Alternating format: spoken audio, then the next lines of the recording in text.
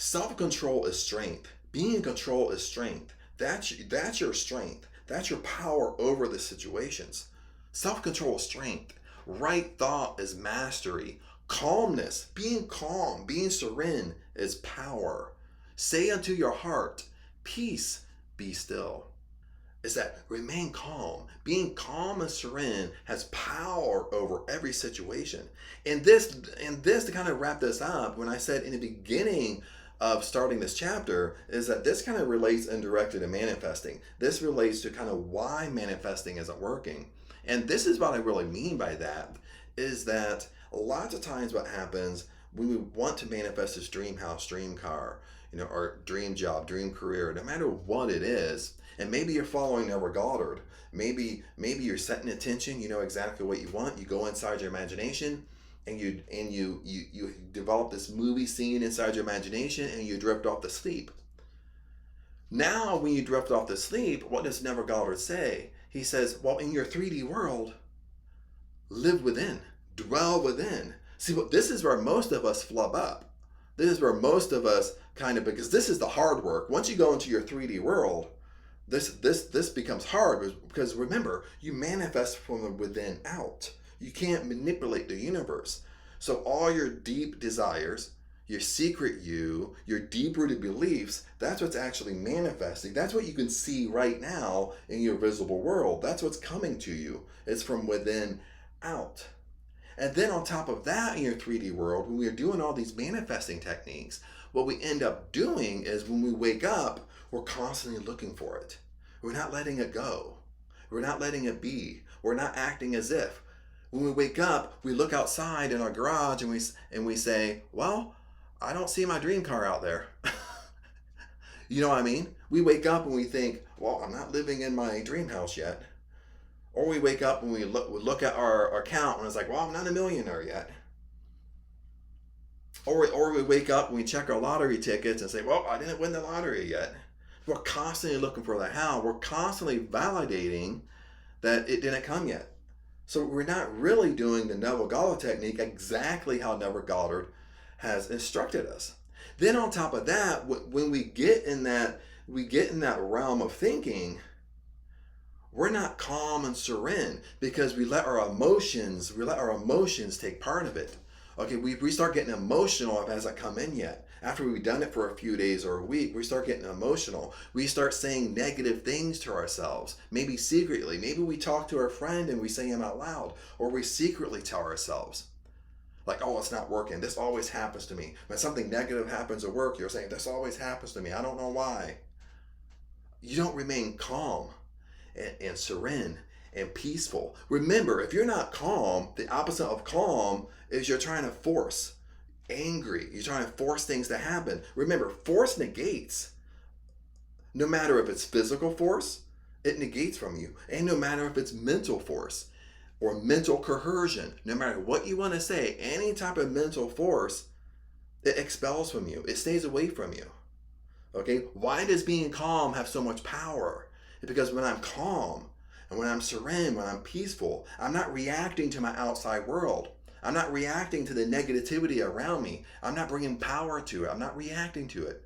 My perception is that it's happening for me, and I just walk around it. I'm not giving no emotion to it. That's what I mean. You're giving emotion to everything in your life, and most of it is negative. What you bring emotion to has to come to you by universal law.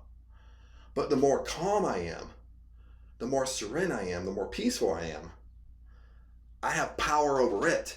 That's why he says, that's why this is the last chapter in the book. That's why being calm, being serene, this is why he says self-control is strength.